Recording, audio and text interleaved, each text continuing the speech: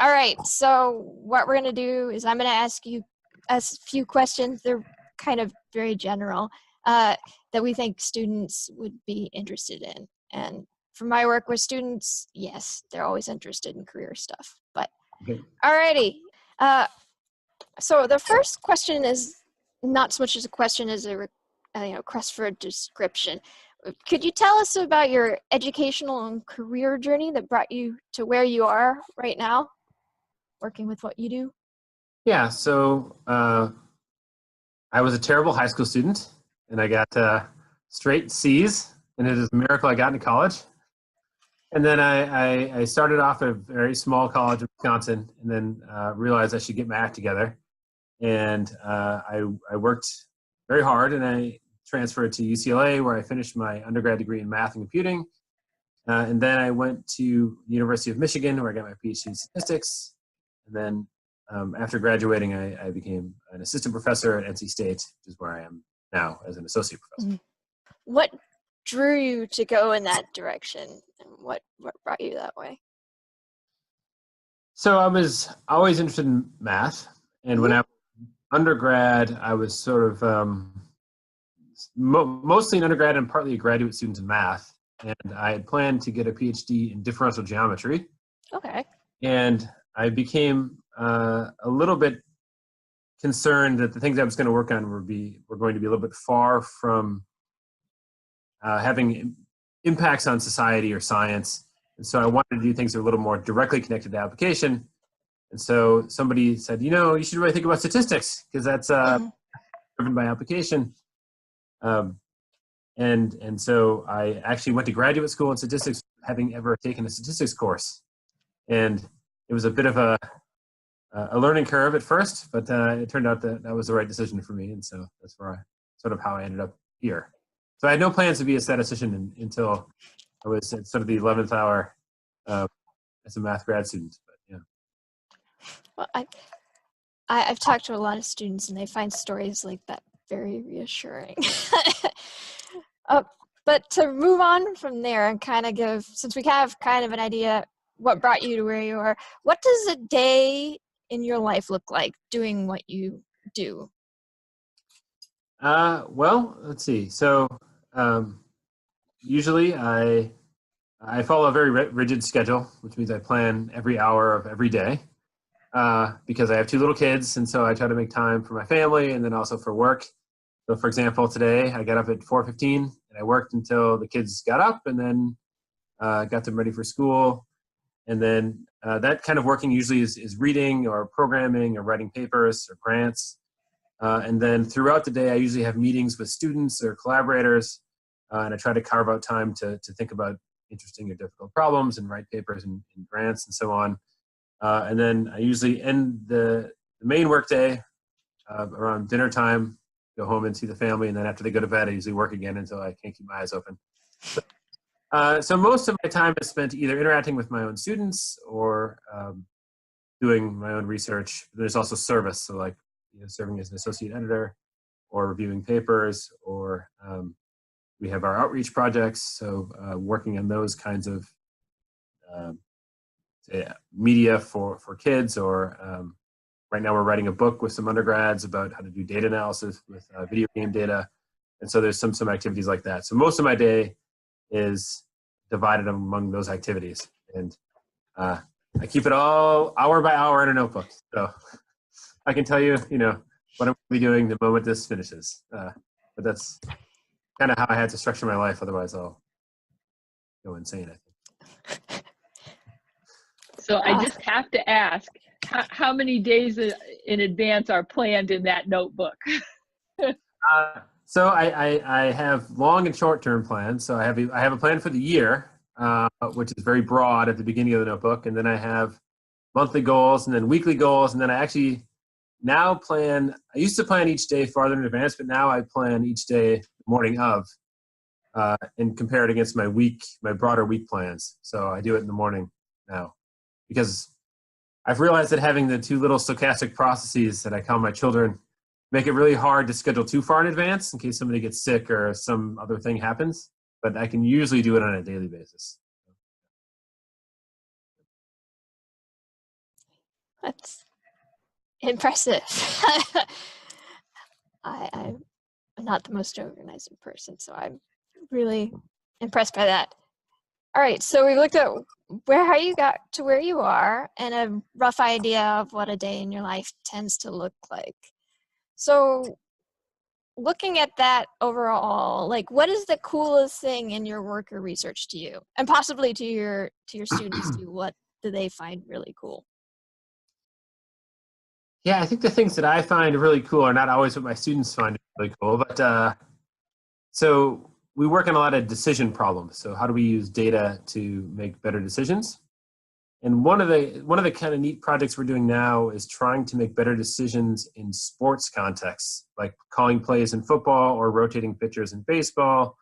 And we've been doing this by simulating data with Xboxes or other video game systems. And so we make a bunch of fake data and we train statistical models on the fake data, and then we apply it to real data. So for example, we could generate a bunch of video from Madden 2018 where we know where all the players are and the routes that they take, train a computer vision model, then evaluate it on real NFL film and see if we're able to actually do that same kind of identification and tracking with real film, even though we never trained a statistical model using any real film.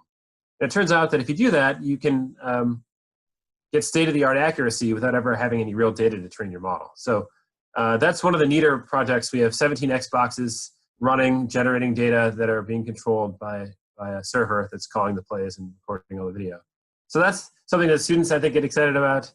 And I think that's great too. I also get excited about some of the defense applications that we're working on where, for example, you have an adversary who has, let's say, nuclear material, and they are trying to move it around to a place that you don't want it to be.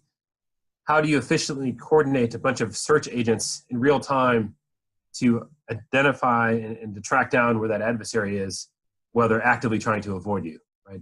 And so these turn out to be kind of big real-time decision problems. And I like the adversarial nature of it, which has sort of a flavor of game theory. So that's something that I'm excited about. So Eric, I just have to ask, because those two contexts are so, well, I guess not maybe completely different, but the idea of applying the decision making to sports and then the defense, the nuclear model, there, I mean, like I know absolutely nothing about football. So how much of a deep dive would you have to do into the domain context to actually start this work, or do you rely on domain experts to guide you in that direction? And yeah, just elaborate a little bit on the domain applications and how you maybe even choose them. Yeah, so we have a lot of different kinds of decision problems. So the nuclear tracking problem is one, sports decision making is another, precision medicine is another, trying to assign treatments to patients based on their individual characteristics. We also work in anti-human trafficking, so it can be identify trafficking victims through text and image data. And we even recently got a very small self-driving car that we can control. And so in all these problems, if you need domain knowledge to make the thing that you're building, the tools that you're building, useful. So you need to know what kind of things are possible. So if you're coordinating agents in the field that are physically driving trucks around, there's all sorts of constraints associated with that. Like, you know, where are there roads and where aren't there roads and so on, and how frequently can you communicate with people? And if you're getting intel, how reliable is the intel, and how quickly can you assess how reliable the intel is? And in the decision-making game, I mean, how much, you know, can you rely on historical data to really predict what a team will do in a given situation? And how much input is a coaching staff willing to take from a computer? So in the future, they're going to allow, very near future supposedly, allow computers in the booth in college level football. And so there's this real potential to be running these models in real time during a game, but then you have to ask what information is going to be most useful, because the goal is to assist decision making rather than make it. You don't want a robo coach, right? You want to give the coach information that could be useful to help them make better decisions, recognizing that they're not just going to cede all of their decision making to you, right? So understanding what's feasible and useful in the context is really important. And so we work with domain experts to understand that. So 2 of our students are now with professional sports teams. So one is with the LA Dodgers, and the other one is with the Philadelphia Eagles. And so working with these organizations helps us understand, how these tools might be used, and so we can make them the most useful. Does that help? Yep. Yeah. I especially find the part about having the computer in the booth interesting, like how to balance that. Let's see.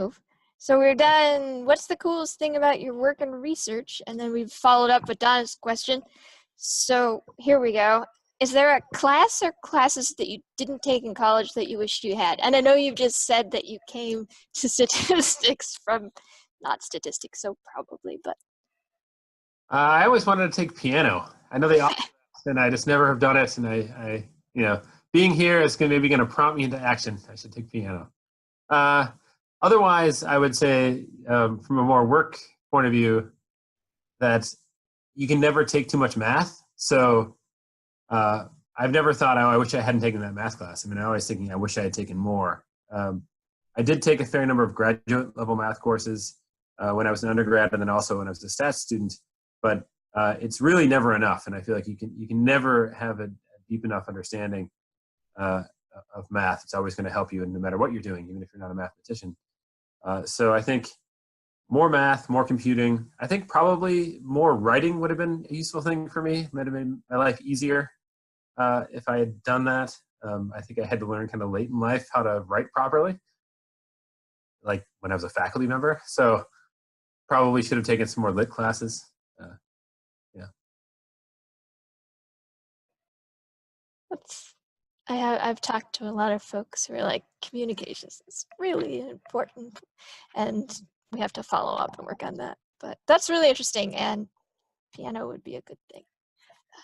All right, and this is a nice segue. So we've established that math classes are extremely important, but the piano is also a possible thing. So what do you like to do when you're not working or researching or teaching? I like to play squash. So that's something I started playing a couple years ago. I highly recommend you play squash, kids. That's if there's anything you take away from this, it's that you should go play squash. I started playing this a couple years ago, and I had never even seen it before. So now I'm totally obsessed. So I do try to play squash when I can. And my dog and I compete in agility. So that's another thing. I got into that when I moved to North Carolina, and I was trying to do North Carolina things. So that's something that I've enjoyed and didn't know about until I got here either.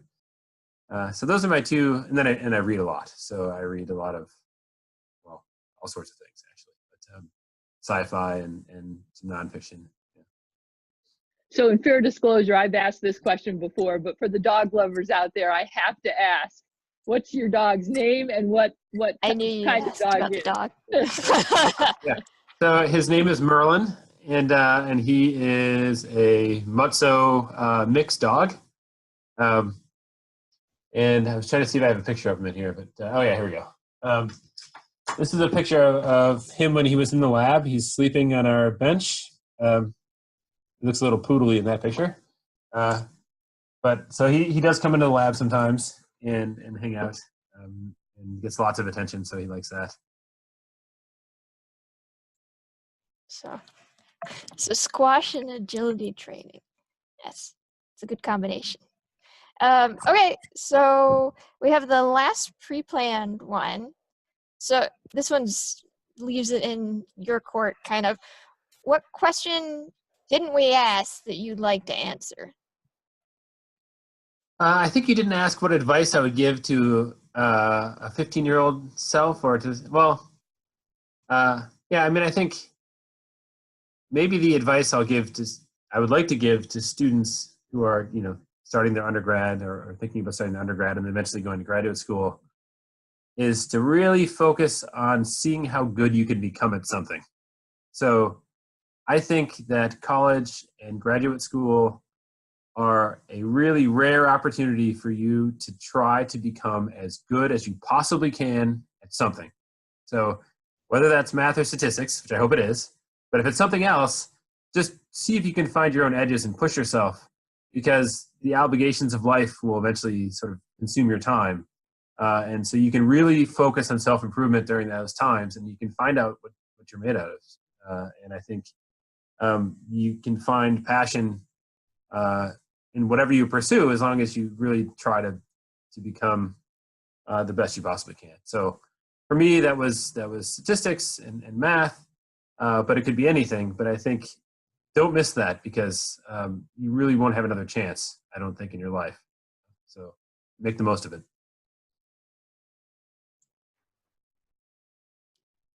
Is that enough? Is that too generic of advice? No, That's great not at advice. all.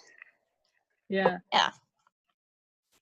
So any advice, Eric, on how to begin to do that? So it sounds like you knew, although you said in high school you were, the meticulous C student, but so how did you know it was math, or how did you find that that's the edge you wanted to push toward? Well, I started out as a triple major. I was physics, math, and philosophy, because I have this problem where I kind of like everything.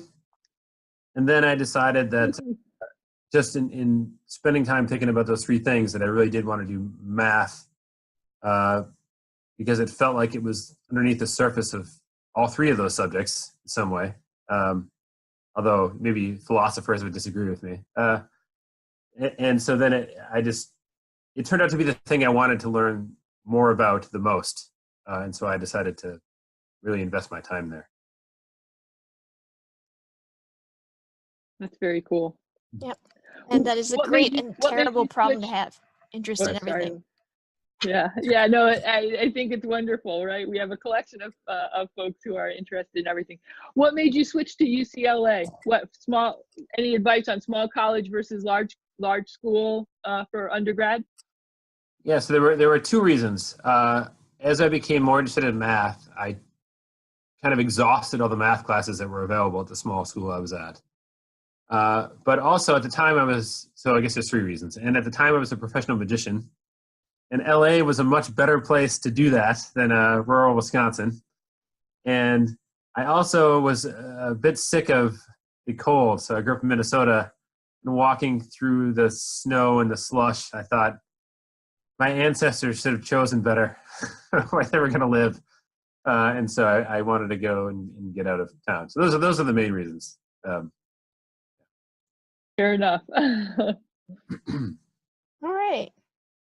Donna, do you have any more questions that we should follow up with? I appreciate very much the insights that Eric's has shared with us, but I'm guessing that there are other entries in that journal that we should let him get on to. Yeah, probably so. But yeah, thank you.